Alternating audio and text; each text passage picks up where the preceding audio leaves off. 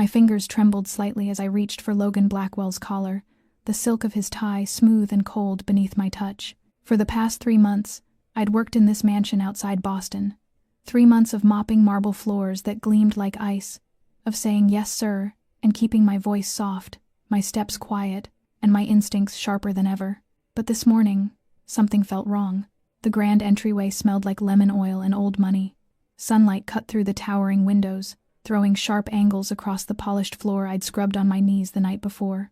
And standing in front of me was Logan Blackwell, wealthy, untouchable, the kind of man people feared the moment he entered a room. But not me. At 37, Logan didn't just run this estate, he commanded it.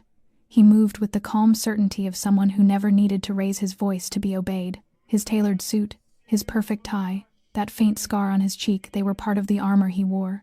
But that morning, even behind all that control, I sensed something shift, and then I saw it just over his shoulder, through the window. Ricky, the driver, fidgeting with something at his waist. The light hit metal. A gun, not holstered like normal, not secured. No, this one was positioned for a quick draw, and his expression, tight, twitchy, was too familiar. The same look I'd seen on my brother's face the night he tried to rob a corner store with nothing but a stolen pistol and a prayer. I didn't scream. I didn't freeze. I just leaned in and whispered the 5 words that would change both of our lives. Your driver has a gun. Logan's body went still beneath my hands, his eyes cold, unreadable, locked onto mine. And in that exact moment, everything shifted. I wasn't just the housekeeper anymore. I wasn't invisible. I had just saved the life of the most dangerous man in Boston. And whether I wanted to or not, I'd just stepped into his world. If you are listening to this and feel that the story touches something quiet and unspoken inside you, take a moment to subscribe to our channel, to like and share this video so we can continue bringing heartfelt stories every single day.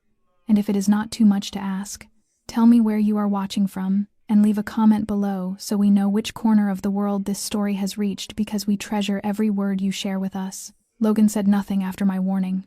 He merely tilted his head slightly, his eyes still locked on mine for 1 more second, before turning and walking out of the lobby. Everything that followed unfolded as if in slow motion. A short, sharp whistle cut through the air from Logan's direction, and in less than 10 seconds, 2 men in black suits emerged from the rear hallway and headed straight for the car parked by the gate.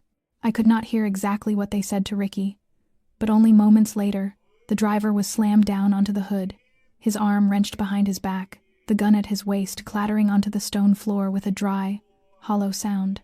Ricky struggled wildly, shouting that it was only for self-defense, that he had no intention of hurting anyone, but no one listened.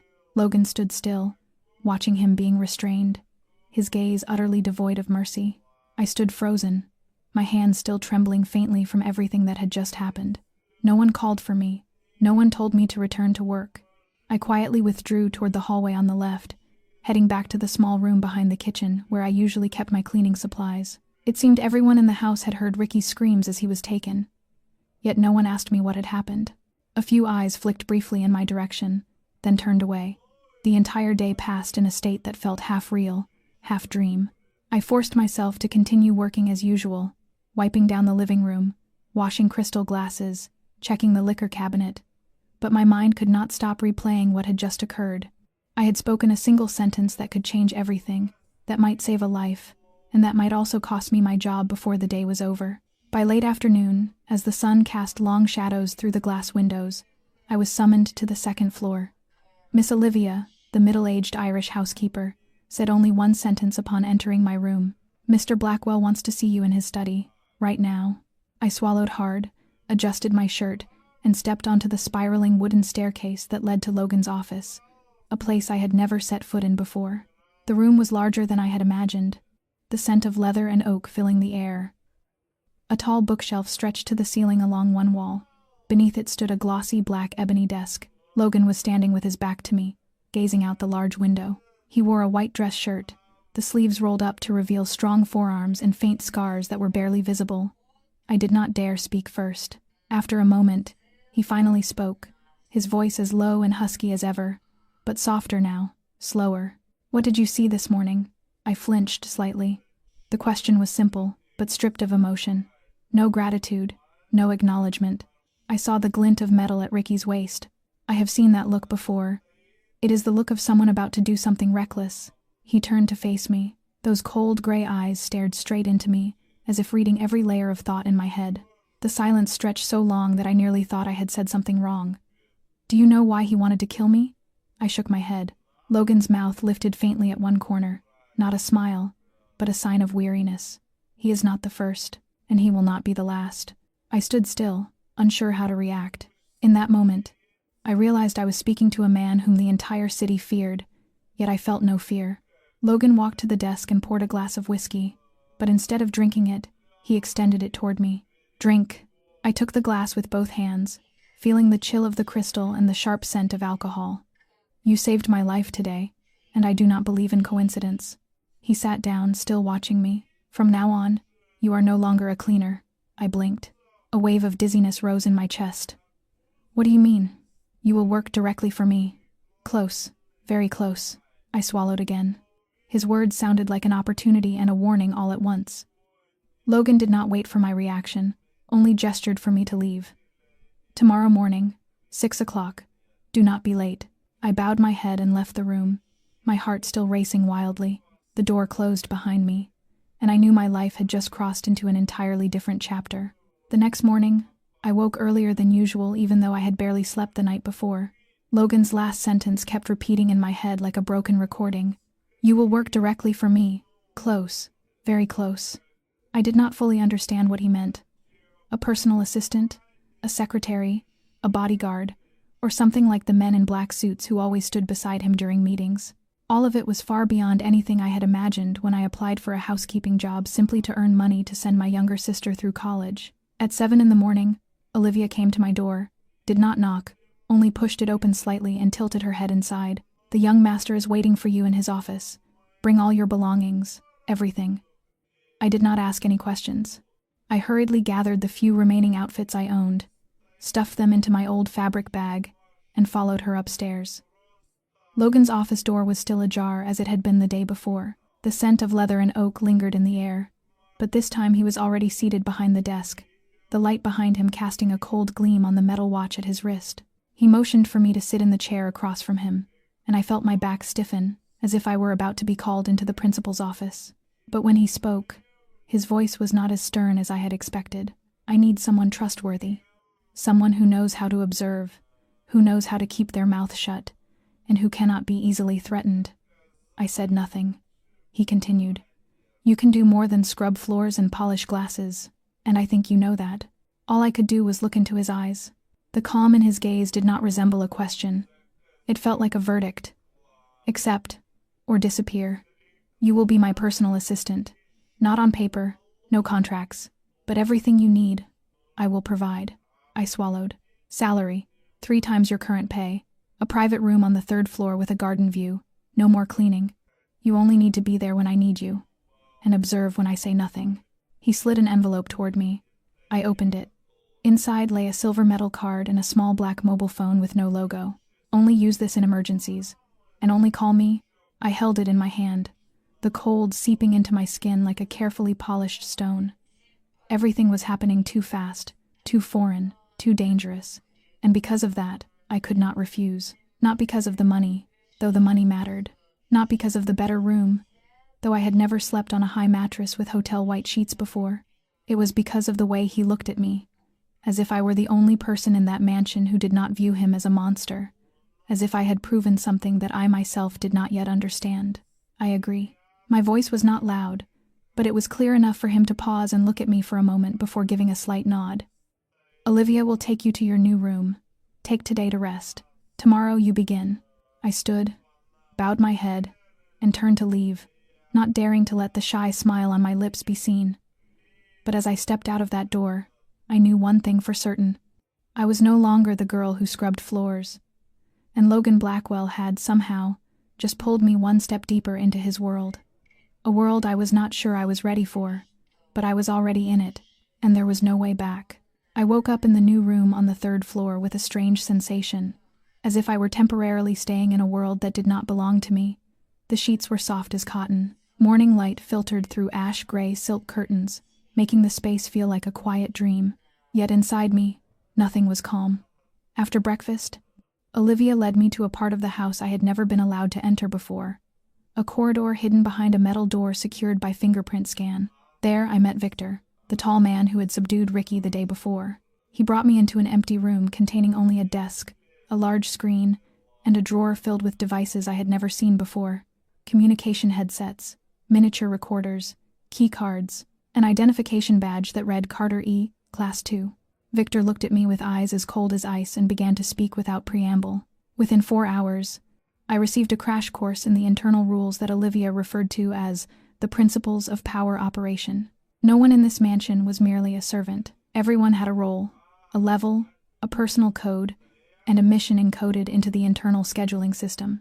The security network of the house was connected directly to 3 data centers located in different states. Every room contained 2 hidden cameras, except for Logan's private bedroom and the second-floor office. Orders were transmitted through encrypted signals instead of real names, and all irregular situations were to be reported directly to Logan. While I was still struggling to absorb that flood of information, Victor tossed me a thin file. Inside were photographs and basic profiles of 3 people: a businessman, a lawyer, and a middle-aged woman working in philanthropy. They will be present at this afternoon's meeting. You will accompany Logan. Your task is to sit behind him, remain silent, observe and write down anything abnormal. Body language, hesitation, any strange detail, no matter how small. I stared at him without blinking. I thought I was only an assistant. Victor smiled, not warmly, but at the naivety of the question. Here, assistant means Logan's second set of eyes and ears. Do not make him remind you of that. At 4 in the afternoon, I wore a black office dress that fell below my knees, tied my hair neatly back, and followed Logan into a meeting room in the west wing of the estate. On the table stood a projector, 3 prepared cups of espresso, and a leather notebook that Olivia had placed in front of me. Logan said nothing throughout the entire meeting, only glanced at me once as everyone entered. The 3 individuals were introduced as strategic partners for an investment project in New Jersey, but the way the second man kept twisting the ring on his finger and darting his eyes toward the door felt wrong. The woman repeatedly emphasized that she was trustworthy and fully transparent. So many times it became unnatural. I wrote everything down, every smallest detail, including a smudge of ink on a sleeve, and the way the lawyer always placed his phone face down. When the meeting ended, Logan stood without a word. He signaled for me to follow and strode down the long hallway straight to his office. The door had barely closed behind me before he spoke. "Who do you think is lying?" I handed him my notebook, open to the exact line I had written. "The woman named Grace. She forces an image of honesty. Her hands stay clenched. There are faint marks on her wrists, as if she once wore cuffs." Logan fell silent for a moment, then lifted his head and nodded slowly. "Good. That means you are truly listening." He stood and walked toward me. "But remember, this is not a game. The more you see, the more silence you must keep. That is the only way to survive in this world." I swallowed and nodded, and realized for the first time that I was no longer afraid. I was stepping, one measured step at a time, into his world, a world full of secrets, and now I was one of its key holders. The rain had been falling steadily since early afternoon, long streaks of water sliding down the window glass in blurred, gloomy trails, making the air inside Logan's office seem to slow to a crawl. After the morning meeting, he asked nothing more of me, but close to 8 in the evening, Olivia came to my room and told me Logan wanted me to have dinner with him. I had no time to refuse, because I was not sure whether this was an order or an invitation, when she placed a long dark blue dress on my bed and said, "Do not be late." I changed in silence, still unaccustomed to the soft, high-quality fabric against my skin, then walked down to the dining room behind the main area where the staff were not allowed to enter. The long table had only 2 places set, candlelight glowing faintly while the sound of rain outside seemed to pull the atmosphere into another dimension of quiet. Logan was already seated there, a glass of wine in his hand, white shirt sleeves rolled up, the cuffs slightly damp from having just come in from the courtyard. He gestured for me to sit, saying nothing for the first 5 minutes. Only the soft clink of cutlery against porcelain and the steady fall of rain filled the space. Just when I began to think this dinner was nothing more than a silent test, he spoke, his voice low and deeper than usual. "You know, my father was shot and killed in the garage behind this estate. I was the first one to find him." I lifted my head, startled by that sudden beginning. Logan did not look at me, his eyes fixed on the small flame inside the fireplace. "I was only 16. My mother left when I was very young, or rather she was forced to vanish to survive my father. To the outside world, she is dead. But in this family, death is often just a necessary cover story. He was a cold man, but not a cruel one. People think I learned everything I know from him, but that is not true. I learned most of it from the man who killed him. I did not dare ask anything more. I simply listened, careful not to show my confusion. Logan went on, his voice now lower, slower, as though every word had been chosen with care. At 26, I was about to get married. Her name was Charlotte, beautiful, intelligent, and she knew how to make a man like me believe he could live a normal life. But 3 weeks before the wedding, I discovered she had sold my family's internal information to our rivals. The reason? She said I never truly loved anyone, so she did not need to be loyal. He lifted his glass, took one slow sip, then set it down, still not turning to look at me. From that day on, I learned not to trust anyone for too long. And if there is one thing I know for certain, it is that everything in this world has a price. Trust, love, loyalty, all of it can be bought, or betrayed. I tightened my hands beneath the table. In that moment, I no longer saw the Logan Blackwell whom everyone feared. Before me was a lonely man who had loved, who had lost, and who now lived each day with scars that could not be seen. He turned his head and, for the first time since dinner began, looked directly into my eyes. "Are you not afraid of me?" The question fell slowly, weighted with quiet gravity. I held his gaze for several seconds before answering, my voice gentle but steady.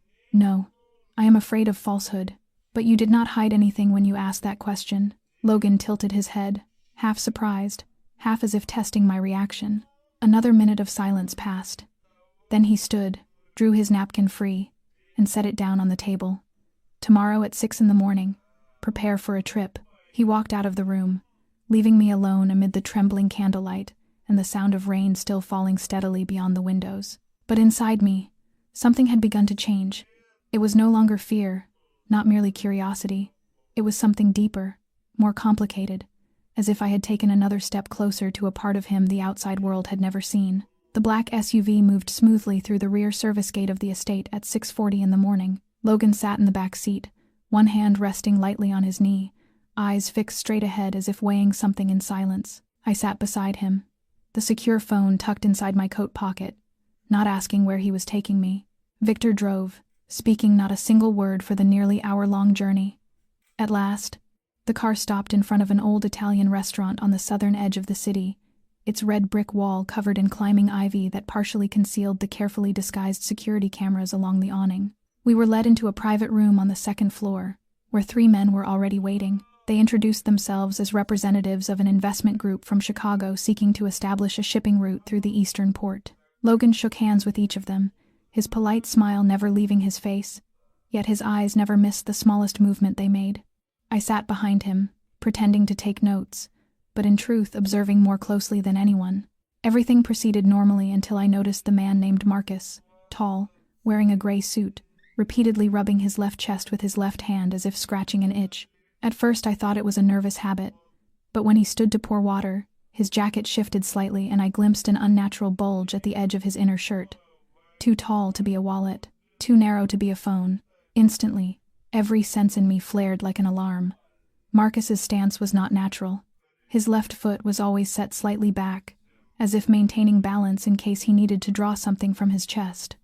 I recalled the training earlier that week. If you suspect a weapon, do not signal by hand. Use only the agreed code phrase.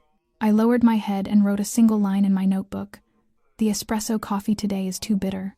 In Logan's network, that sentence meant armed threat detected. Logan was listening to Marcus speak, but when his eyes passed over the notebook, I saw his fingers tap the tabletop 3 times, a short rhythm I had learned during training as the signal for his men to take their positions around the perimeter. No one said a word. The conversation continued for several more minutes, until Logan suddenly stood, his voice as calm as ever, yet every word carrying an unmistakable command. "We will consider your proposal, but I do not like coming to a meeting that lacks honesty." Marcus stiffened, about to react, but Victor appeared from the rear door and placed a hand on his shoulder.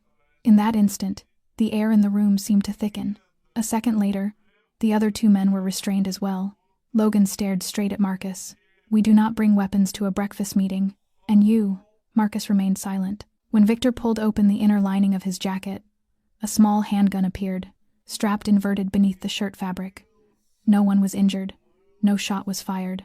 But the warning was unmistakable. The meeting ended immediately afterward. On the drive back, Logan said nothing. Only when the car had stopped in the estate courtyard did he finally turn to me. "Why were you certain it was a gun?" I looked at him, struggling to keep my voice steady. "Because he stood like a man hiding something, and no one scratches their left chest 3 times in 10 minutes without a reason." Logan's lips lifted slightly. Not a smile, but recognition. "Good. From now on, you will sit to my left in every meeting." I nodded without asking anything further, but as I stepped out of the car, my heart was beating faster than usual. For the first time, I felt that I was not merely surviving in his world, but beginning to find my place in it, and Logan Blackwell, without saying it aloud, had begun to trust me. It was already dark when Logan told me to go up to the terrace behind the estate, a place few people ever visited and nearly cut off from the rest of the house. The air was cold but pleasant, a breeze drifting in from the distant woods carrying the scent of pine and damp earth. Logan sat on a long oak bench, a glass of whiskey in his hand, his gaze fixed toward the faint outline of distant hills in the night. I sat beside him in silence, not asking why he had called me here. There was something in his eyes tonight that differed from his usual self. No guard, no cold edge, but a depth like still water hiding its unseen bottom. He turned the glass slightly in his hand, then spoke as if to the air. "Today, you saved me once again. That makes 3 times now, you know." I gave a faint smile. "I do not keep count." He fell silent for a moment, then turned to me, for the first time without detachment. "How does a young woman like you learn to read people so well?" I looked straight at him, a strange feeling rising in my chest, as though for the first time someone truly wanted to know. Not to test, not to doubt, simply to understand. I drew a deep breath and began to speak, slowly, as if brushing dust from old memories. "My father was an alcoholic. When he was sober, he was silent, terrifyingly silent. But when he drank, he became another man, breaking things, screaming, then hitting. I still remember the smell of alcohol mixed with the scent of dried blood in our small house on the outskirts of town. I learned to listen to footsteps from far away, to guess his mood by the way he closed the door. I knew when to stay quiet, when to run, when to shield my younger sister. I did not learn to read people from books. I learned it to survive." Logan did not respond at once. He only looked at me, his gaze heavy with something I could not name. I went on, my voice rough with feeling. "I used to think that once I grew up and escaped that place, everything would be all right, but vigilance had sunk into my blood. I cannot enter a room without analyzing every glance, every breath." Logan handed me his glass of whiskey, and for the first time, I drank from his glass, a wordless sharing without ceremony. He leaned back, eyes lifted to the dark sky with no moon and no stars. "I understand that feeling, waking up every day and having to guess who will betray you today." His voice was so soft I had to lean closer to hear it. "After Charlotte betrayed me, I once stayed awake for 48 hours straight. I just sat in a dark room, a gun in my hand, waiting for one single misplaced footstep. I became exactly what I once despised, a man who believes in nothing but survival instinct." I turned to him, and in that moment, between the invisible walls we had both built, something fractured. No words were needed, only 2 wounded people sitting side by side, seeing in the other a reflection of themselves. Logan tilted his head slightly, his gaze touching mine like a whisper that needed no voice. I did not turn away. I was not afraid. We sat there without touching, yet closer than ever before. A breeze passed through, lifting my hair gently, and Logan raised his hand to tuck it behind my ear with slow care, as if the gesture itself were a question and my eyes the answer. No one kissed anyone, but if something began that night, it began in that silent moment. In the darkness, amid the shadows of the past, we saw light reflected in each other for the first time. The next morning, just as I stepped out of my room, Olivia was already waiting in the hallway with a small black box in her hands. She said nothing except a brief sentence. "The young master told me to give this to you." Inside was a minimalist phone. No logo, no SIM slot. Only a touchscreen showing 2 functions, calling and receiving messages from a single number that had already been preset. I turned it on, and in less than 5 seconds, a message appeared. "When you need it, use this.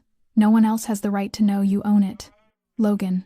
I held the phone in my hand, the cold of the metal casing sliding across my skin and making me shiver. Not from fear, but from the clarity of what this meant. I was no longer just a hired worker in this house. I was chosen. Late that afternoon, Victor came to see me without warning. He took me to the eastern wing of the estate, an area reserved only for special guests and high-level members. The new room was far larger than the one I had stayed in before, with wide windows overlooking the rose garden, a built-in wardrobe, and a bed covered in perfectly pressed white sheets without a single crease. When I returned to my old room to pack my belongings, Olivia was already there, along with 2 other women. They helped me place everything into a small leather suitcase, so quickly that I barely had time to feel this transition happening. I was not asked for a reason. I did not need to ask.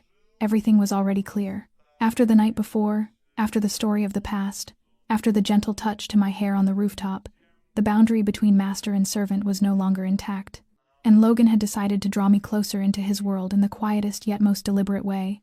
That night, as I lay on the new bed in a room as silent as a 5-star hotel, I thought I would feel safe, yet for reasons I could not explain, I could not fall asleep. Something made the skin along my back prickle every time I turned off the light. I checked the lock 3 times. I checked the phone. Then I turned the light back on and looked around again. The feeling was not clear, not specific, yet it was undeniably there, as if someone had just stepped out of the hallway when I opened the door, as if a pair of eyes had just withdrawn behind the curtain when I turned back. I tried to reassure myself that there were cameras everywhere here, that no one could enter without being detected, but what I had learned my entire life was this: the most frightening things are often the ones nobody wants to believe are real. I did not dare use the secure phone to alert Logan. I did not yet know what this was. A hallucination born of too much change too quickly, or a true warning signal. I lay still on the bed, eyes wide open, staring at the ceiling, my mind repeating a nameless question again and again. If I had been brought closer, then who was trying to push me away? And was I truly being protected? Or had I just become a new target in a game whose rules I had not yet had time to understand? The following morning, when I entered the coordination room to submit my regular report, the atmosphere there seemed colder than usual. The 2 security staff members I greeted every morning did not look at me today, only gave a perfunctory nod and lowered their faces back to the screens. Olivia was more polite, but her voice no longer carried its usual warmth. I was not someone overly sensitive to glances, yet this time I did not need to be perceptive to feel it clearly. Something had changed. The silence did not come from indifference, but from caution. At noon, I received a message from an unknown number on the secure phone. The reading room behind the greenhouse. Alone. There was no signature, no explanation, but I knew exactly who had the authority to send messages through this system. I went there at 11:30. The reading room was dark and quiet as always, but this time Logan was not there. Instead, a man I had never met stood waiting. Tall, dark brown hair, well-dressed, standing with his back to the window as if expecting me. When I entered, he turned around, a faint smile on his lips. "Emily Carter, at last, we meet." His voice carried mockery, yet could not hide its tension. "I am Lucas, Logan's former assistant." I remained silent. I had once heard Olivia mention that name only a single time, her tone hesitant, as if speaking of something that should not be spoken aloud. Lucas stepped closer, not threatening, yet not friendly either. "Do you think Logan placed you in this position because you are more capable than I was, or because you have something I do not?" I did not answer. He let out a soft laugh. I stood beside Logan for nearly 4 years. I knew what he was thinking before he ever opened his mouth. I once believed no one could replace me. Until you appeared. I held his gaze, determined not to let my racing heartbeat show on my face. Lucas continued, lowering his voice almost to a whisper. "I did not come here to beg for my position back. I came to warn you. Logan trusts you, but Logan changes very quickly. The moment you make a mistake, even a small one, everything you now have will be taken back faster than it was ever given." I drew a deep breath, then replied, my voice light yet steady. "I did not ask for this position, I was chosen. If you think I am here for anything other than ability and loyalty, then you do not understand Logan as well as you believe you do." Lucas laughed, but his eyes were sharp as blades. "You will see soon enough. Here, loyalty is not enough. One must survive." Then he turned away and left the room like a shadow sliding out of sight, leaving behind a cold residue clinging to the air. That evening, I knocked on Logan's office door. He was seated at his desk, fingers moving lightly across the computer screen. When I entered, he only looked up, said nothing. I want to know why Lucas was allowed to return. He stopped, his cold gaze turning toward me. Because I need him for a short-term project. He has experience. Experience does not conceal hostility. I did not step back. I did not avoid his eyes. You know he does not like me. He does not hide it. And he deliberately sought me out when no one else was present. Logan stood, slowly walked closer. You came to ask me to protect you. No. I clenched my hands. I came to remind you that if you want me to stand beside you, I need to know what I am walking into. Not surprises behind my back. Not whispered threats in the shadows. He stopped in front of me, his eyes darkening like a bottomless sea. A long heartbeat passed. Then he gave a slight nod. Fine. From now on, there will be no surprises that you are not informed of beforehand. I nodded, then turned and walked out. For the first time, I did not wait for his command. I did not wait for him to say anything more. I had chosen to stand in his world, but I would not allow myself to be a silent piece on someone else's board. Whether that someone was Lucas or Logan Blackwell himself. The sky had not yet fully brightened when Logan told me to change clothes. He did not say where we were going. Only glanced once at the black coat I was wearing and gave a brief nod. Victor drove. Logan sat beside him. I sat in the back seat, my hand lightly gripping the secure phone inside my coat pocket. No one spoke for the nearly hour-long drive, until the SUV turned onto a side road leading to the southern port district, where thick fog rose from the cold water and blurred everything ahead into a pale, chilling haze. Logan stepped out first, followed by Victor and then me. The port was nearly deserted. Only a few large containers lined up in rows, the sound of waves and distant clanking metal echoing like the slow breathing of a sleeping beast. A truck was already parked there, 3 men standing beside it. Among them I recognized Paolo, one of the shipping partners from New Jersey. Logan walked over and shook his hand as usual, his face expressionless, his greeting purely formal. I stood slightly behind, my eyes scanning the area by instinct. As I walked closer to a rusted container, the smell of oil and old iron rose sharply, but what made me stop was the cold wind sweeping across the ground. It was not strong, but steady and sustained, pushing the fog in a single direction, and within that shifting mist, I saw something wrong. High atop a container to the right, a dark shape remained solid, while the gray haze swirled around it. It wasn't a shadow. It was a silhouette, a shoulder, the barrel of a rifle. The wind moved the fog, but that shape did not flinch. What made me certain it was not a stray piece of metal was this. The wind moved the fog, but the shadow cast from that point did not move at all. Someone was lying there, perfectly still. A sniper, perhaps. Or worse, more than one. I glanced back at Logan's position, then quickly scanned the high points around the area. 4 possible sniper nests, all with a clear line of sight to him. I had no time to calculate further. I moved quickly toward Logan, pretending to hand him a document, then leaned close to his ear and whispered exactly 5 words, the smell of gunpowder in the wind. Logan did not react at once, but I saw his eyes change, in a fraction of a second, turning sharp as steel. He turned to Paolo and offered a cold smile. We will change locations. It seems a bit too noisy here. Before Paolo could respond, Victor had already signaled. 3 SUVs parked several dozen meters away immediately started their engines. Everything unfolded in less than a minute. But just as Logan pivoted to turn, a deafening crack split the air. A bullet tore through the space and struck the exact spot where he had been standing. Victor instantly dragged Logan down. I was shoved hard to the ground, my head striking the iron bar beside me. Chaos erupted. From between the containers, 4 gunmen appeared, opening fire on Logan's team. But his men reacted faster. A real firefight exploded within the thick fog, muzzle flashes tearing through the haze like streaks of lightning in the dark. I crawled to Logan, covering his head with my hands as a fragment flew past. "Are you all right?" I shouted. He nodded, his eyes never leaving the front. "We were set up." "I know," I whispered back. "But I saw them first." The firefight lasted only minutes, yet it was enough to stain the concrete with spreading blood. When it ended, Logan's team had subdued 3 of the 4 attackers. Paolo had vanished. Logan stood up, his coat torn on one side, blood seeping lightly from his left arm, yet he paid it no mind. He turned to me, and for the first time, his eyes revealed undisguised concern. "Are you hurt?" I shook my head. "No, but it might have been 1 second too late if I had not seen that light." Logan looked at me for a long time. "You saved my life again." I tried to respond, but my throat tightened. The wind still blew. The fog remained thick. But now I knew this with certainty. Within that mist, I was no longer standing on the edge of the game. I was the one holding the life of the most dangerous man in this city, and he knew it. The car returned to the estate when the night was already deep, the entire compound submerged in a quiet wash of yellow lights. Logan said nothing throughout the drive, his gaze fixed straight ahead, his left hand still marked with dried blood that had not yet been wiped away. Victor parked at the side entrance. I opened the door to get out when Logan spoke, very softly but clearly. "Come with me." I followed him through the long corridor, up to the second floor, past the library, and stopped at the room with the large glass doors overlooking the rose garden, the place he had brought me to only once before.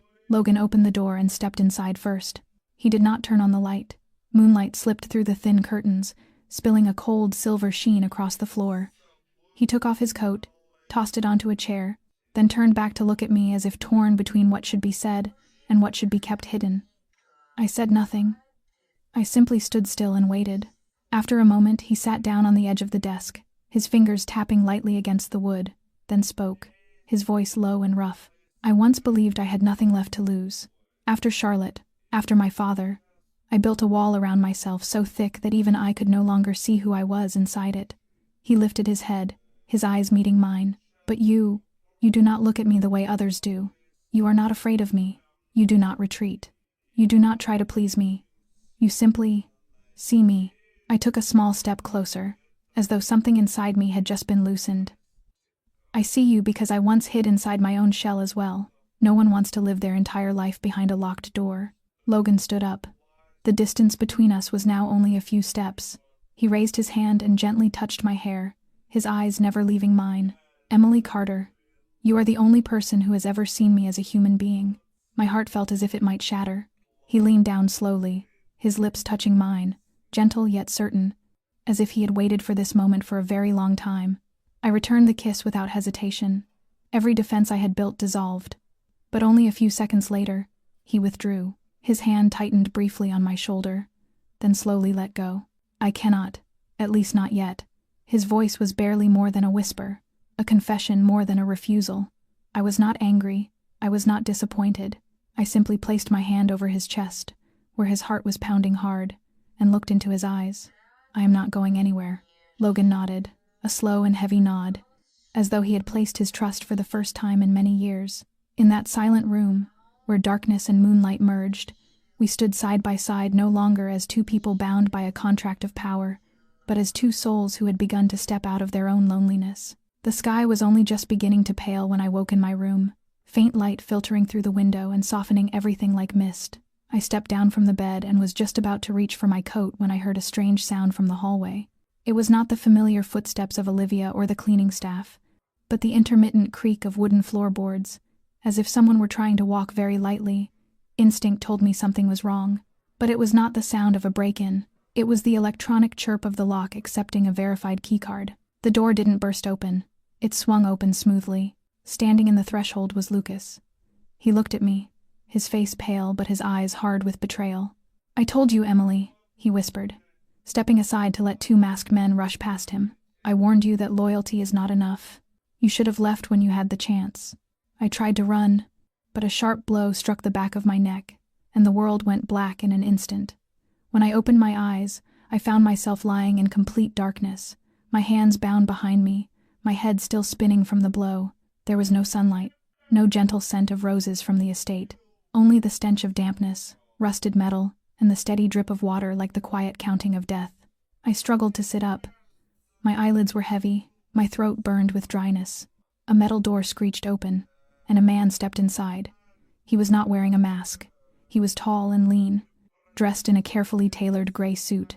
His hair was slicked back, revealing a high forehead and eyes as cold as steel. He smiled, a twisted smile that made my skin crawl. "Emily Carter, at last, we meet." I did not answer, but my eyes never left him. He walked closer slowly, pulled up a worn wooden chair, and sat down in front of me. "My name is Gavin Romano. Logan may not have told you, but I was once his partner, very close, until he used me like a pawn and destroyed my standing at the negotiating table in New York. And it did not end there. He caused my men to die, and I was cast out of every circle of power in this city." His eyes narrowed, as if he were reliving a bitter memory. "I used to be someone Logan had to respect, Now he treats me like a dead shadow, but he is wrong. I never forgot. You are wondering how we bypassed Logan's precious security grid?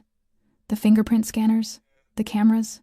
He laughed softly, a sound devoid of humor. It is poetic, really. Logan brought Lucas back because he trusted his experience. I bought Lucas because I trusted his hatred. He sold us the access codes for a price cheaper than a used car. That is the loyalty you believe in, Emily. He tilted his head, studying me as if evaluating a strange piece of merchandise. I do not intend to kill you, Emily. Not right away. I want Logan to know the feeling of losing the one person he cannot replace. My heart hammered so violently I thought it might burst, yet I did not waver. You will not be able to do that. You do not understand, Logan. Gavin gave a soft laugh and stood, stepping closer. No, it is you who does not understand him. Men like Logan only keep what still has value.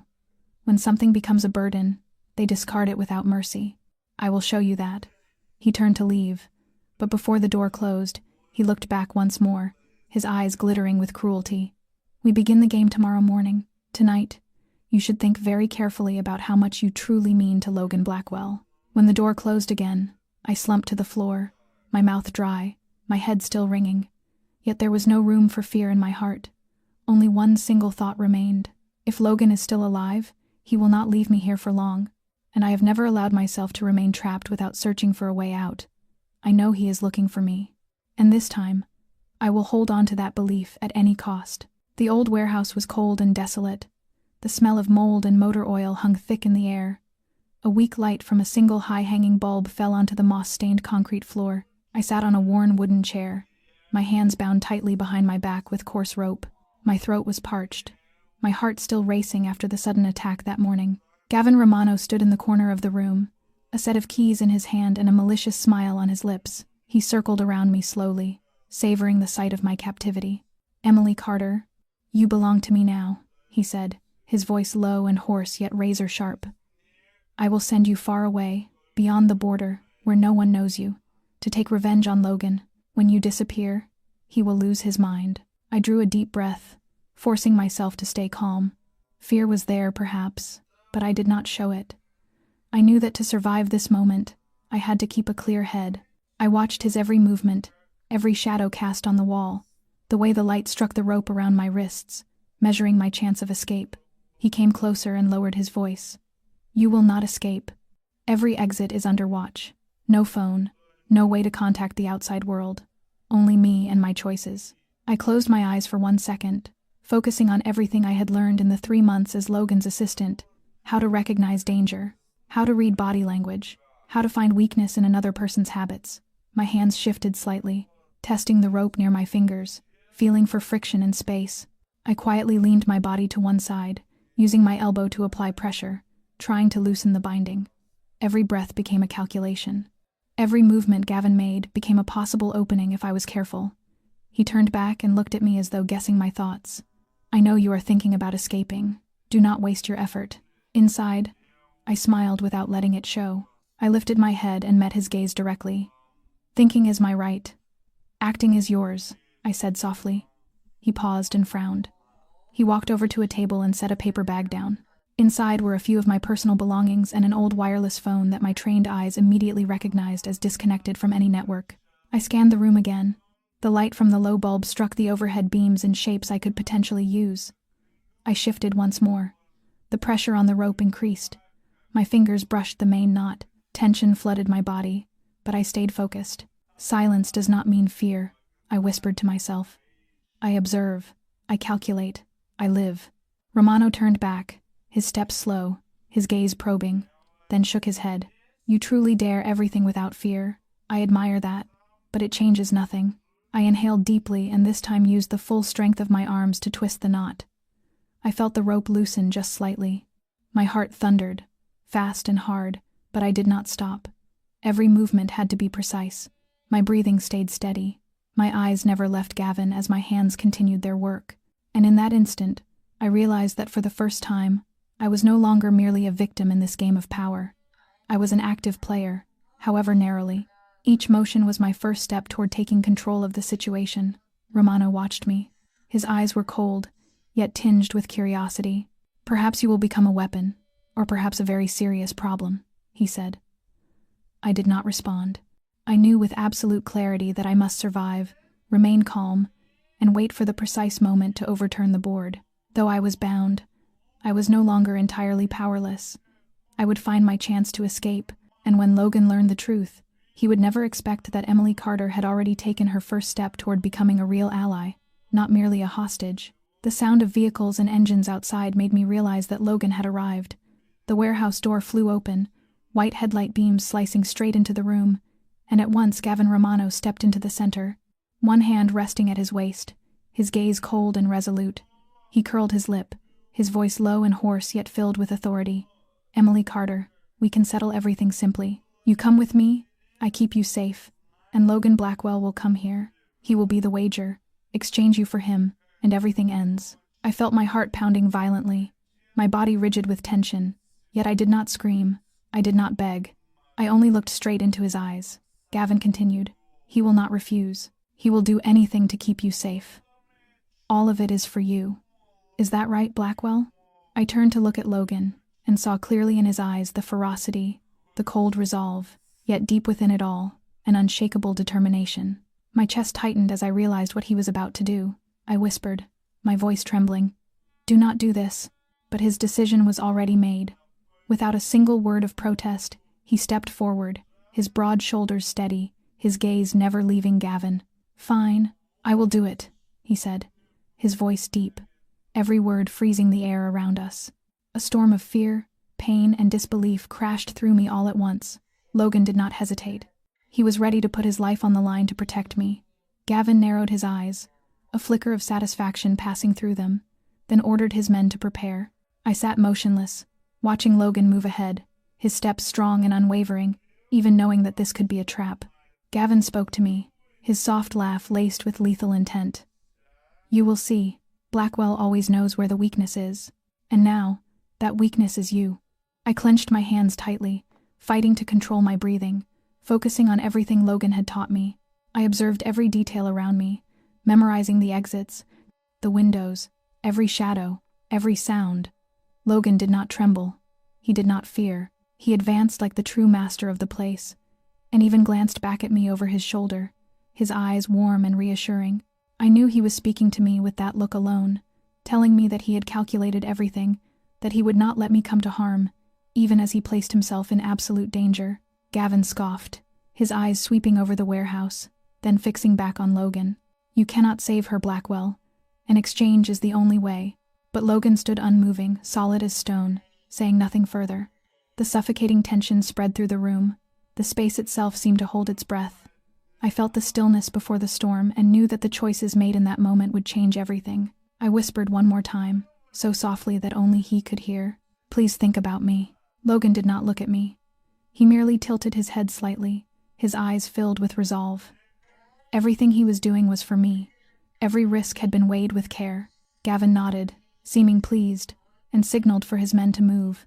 My heartbeat climbed steadily, yet a strange certainty took hold in me that Logan had never lost his way. He was doing all of this to keep me safe, even at the cost of his own life. The room was thick with tension, but I knew one thing for certain. If Logan was standing here, he would not surrender. I drew a deep breath, gathered my resolve, and prepared myself for whatever was about to come, even if it would become the longest night of my life. The moment Romano's men escorted me out of the warehouse, a wave of shock and hollow dread surged through me, yet I did not reveal any fear. My body was exhausted, but my mind was razor-focused. I knew I still had another mission to carry out. My mind raced back to the secret meeting with Rebecca just days ago. They will come for you, she had warned, fastening a heavy silver pendant around my neck with trembling but firm hands. This is not an ornament, Emily. It is a beacon. Do not take it off. Not to shower, not to sleep. As Romano's men dragged me down the dark corridor, I feigned a stumble, bringing my hand to my throat as if gasping for air. In reality, my thumb found the hidden groove on the back of the pendant. With a silent click, the tracker verified my location and the audio transmit hummed to life. I was no longer just a hostage. I was the bait. I followed Romano through the dark corridors, forcing my expression to remain calm, feeling every step of their movement, memorizing the exits, the camera placements, the reflections of light on metal surfaces. Despite my fatigue, I ran through the counterattack plan in my mind. When Rebecca's and Logan's teams moved in, they would use the GPS signal to pinpoint Logan's exact location and confirm every member of Romano's crew, then launch a coordinated attack from outside. I also had to make sure Romano never suspected that I carried a tracker or recorder, so every motion and every reaction was carefully measured. Every breath, every glance, every turn of my body was intentional. When we reached the lower level of the warehouse, I noticed a small vehicle waiting in the shadows, ready to take me to a secured position under Rebecca's orders. I exhaled softly, yet I still had to pretend to be frightened and fully compliant with Romano. Every movement and every look had to convince him of my vulnerability. Each time his eyes turned toward me, I controlled my breathing and held my expression steady, while in my mind I continued sending location pings and audio through the device, recording all conversations and gestures. Every detail, from the way he pressed his hand to his gun, to how he arranged his men, was documented so that Logan and Rebecca could anticipate and control the situation from outside. I knew that even though I was a hostage now, I had gained partial control of the situation through the tools and the plan that had been carefully prepared. When Romano's men brought me to a temporary holding room, I allowed my body to slacken slightly, as if from exhaustion and fear, yet I kept my eyes wide open, studying every detail. The position of the door, the metal bars, the camera, the slivers of light cutting through the gaps. I replayed every step of the plan with Rebecca in my head, synchronizing with the forces outside the warehouse. I knew that time was the critical factor. A single moment of opportunity would be enough for them to strike and free Logan. When Romano left the room for a short while, leaving me alone, I quietly turned the recorder back on, checked the GPS signal once more, and drew in a slow, steady breath, forcing myself into full focus as I prepared for the moment everything would ignite. I felt the tension and danger in every smallest detail of that room, yet I also felt a rising, hidden strength, knowing that I was embedded within the rescue plan, playing a decisive role in ensuring everything unfolded as intended. Every heartbeat, every movement I observed became vital intelligence. Each breath was preparation for the moment when I would become the most crucial link in the coming counterstrike, and I knew that when that moment arrived, everything would change completely. The thunderous explosion from outside signaled the beginning of the rescue operation. Flashes from pistols and tactical lights pierced through the metal slats of the warehouse doors, igniting every dark corner in a rhythm of chaos. I heard shouts, frantic footsteps, and the clash of metal, yet I remained calm, adrenaline surging through me and sharpening my awareness like never before. Rebecca led the mercenary team, launching a frontal assault with meticulous preparation. They split into small units to seize strategic positions. Her eyes were cold and absolutely focused. Every command was delivered swiftly and precisely, dismantling obstacles and Romano's men one by one. At the same time, I saw Logan bound upright at the center of the room, floodlights blazing into his face, dried blood speckling his forehead, his coat torn, his wrists still bearing the raw marks of rope. My heart leapt violently as I rushed to him, my hands trembling yet determined. I worked silently to cut through the bindings, loosening each knot swiftly without making a sound. Logan looked at me, his eyes a blend of pain and trust. As the ropes fell away, a guard rushed forward. Logan reacted instantly, seizing the man's wrist, twisting it with a sickening crunch, and claiming the weapon for himself. He clenched it firmly and checked the mechanism with steady composure. Every precise movement of his both reassured and unsettled me. The sounds of gunfire erupted outside as controlled detonations set by Rebecca's team flared through the structure, creating openings in the encirclement. I retreated a step and took cover behind a wooden crate. My eyes locked on Logan as he aimed at Romano and his remaining men. Shots rang out. One by one, those who stood in his path were neutralized, their bodies collapsing swiftly. Yet his composure never faltered. Every movement he made was perfectly calculated. Cold sweat slid down the back of my neck, yet I kept the recorder and GPS secure, every detail still being transmitted. Every motion of Romano and his men was captured to give complete control over the situation. Logan advanced toward Romano, his gun trained directly on him, his eyes filled with both fury and icy restraint, every muscle coiled with contained rage. I stepped forward and placed my hand gently on his arm, my gaze firm and pleading, signaling that he must not kill Romano now. He looked at me, his brow tightening slightly, and I saw the decision flash through his eyes. He lowered the gun just enough to hold Romano fully under control without firing. Romano froze, stripped of all options, and seized by terror. The room was consumed by gunfire, the stench of powder and rolling smoke. Yet amid the chaos, I felt a strange surge of power as Logan stood firm, focused, and still listening to me. Rebecca's team surged inside and secured the remaining attackers, clearing each danger point systematically, guided by the GPS signals I had transmitted earlier. Everything unfolded according to plan. Logan moved with deliberate control, extracting information from those captured. His eyes never strayed far from me, a steady reassurance in the storm. Romana was disarmed and dragged away by Rebecca's men. Logan stood at the center of the room, breathing hard yet calm, scanning the space before allowing a rare smile to cross his face, one that carried pride and hard-won satisfaction. I let out a long breath of relief, my heart still racing but now filled with the rush of victory and flawless coordination. Logan turned to me, his voice low yet warm. "You did well. Because of you. Everything went smoothly without any needless loss of life." I only nodded, sweat still clinging to my skin, my eyes fixed on him. The room was still thick with the smell of gunpowder and smoke, but the immediate threat was gone. Romano and his men had been neutralized, and I knew that through the trust, calculation, and seamless coordination between Logan, Rebecca, and myself, we had succeeded without paying the price in lives. This was the moment we understood that trust, strategy, and unity could turn even the most dangerous situation into absolute victory. And through it all, I felt a bond unlike any I had ever known between Logan and myself, a connection forged in a trial of life and death.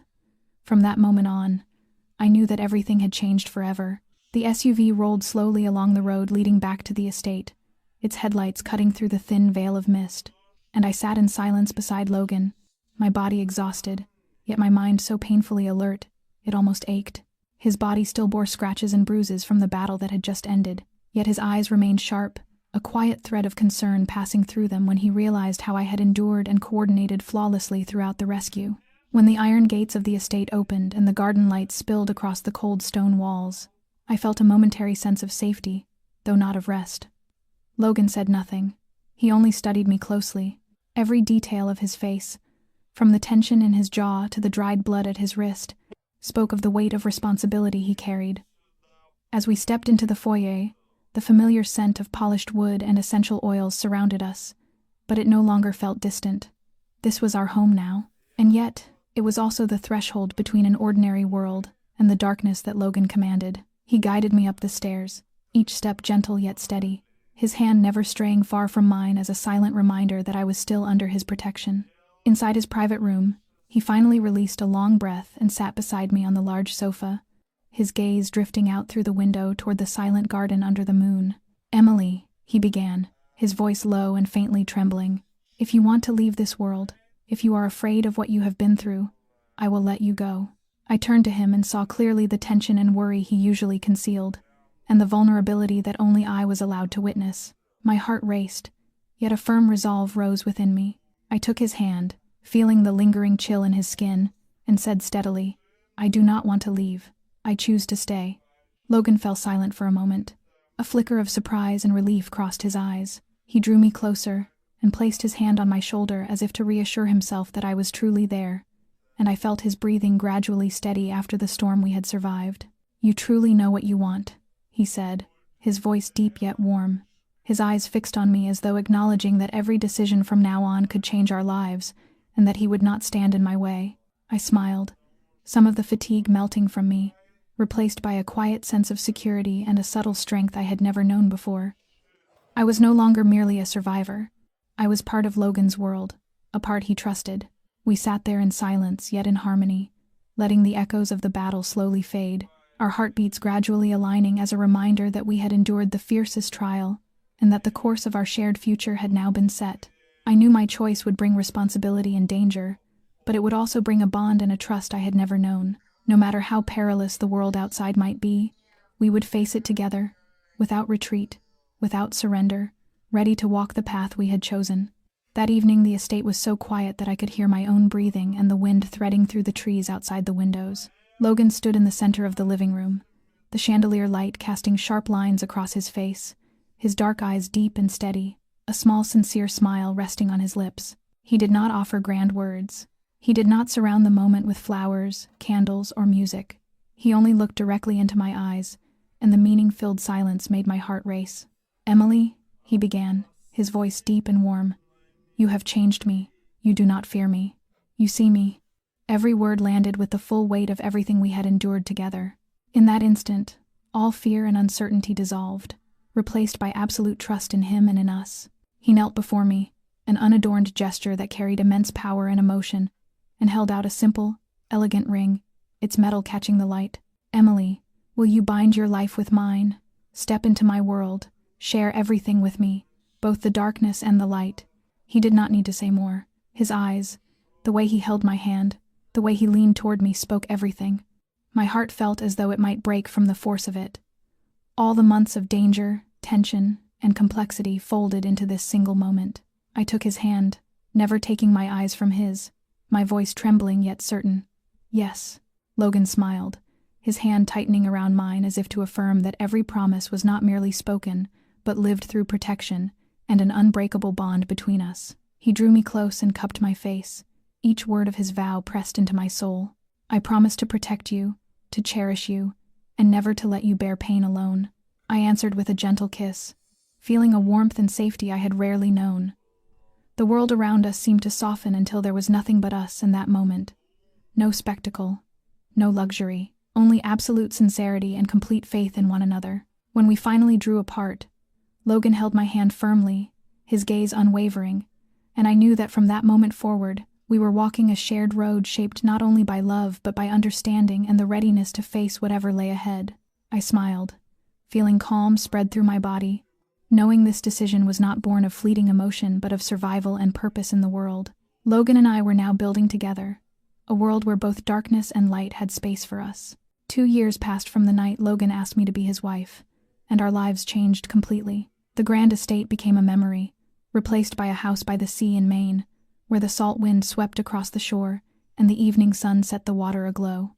I spent most of my time managing the charitable foundation alongside Logan's mother, Rebecca, who had shifted from overseeing the family to guiding me in humanitarian work. In the quiet mornings, when sunlight filtered through the living room windows, I felt a peace that once would have seemed a luxury. Logan withdrew from most of the criminal world and focused on legitimate business ventures and the management of properties we had transformed from former strongholds. The burden he once carried no longer weighed on him as before, and it softened him, opened him in the private moments we shared.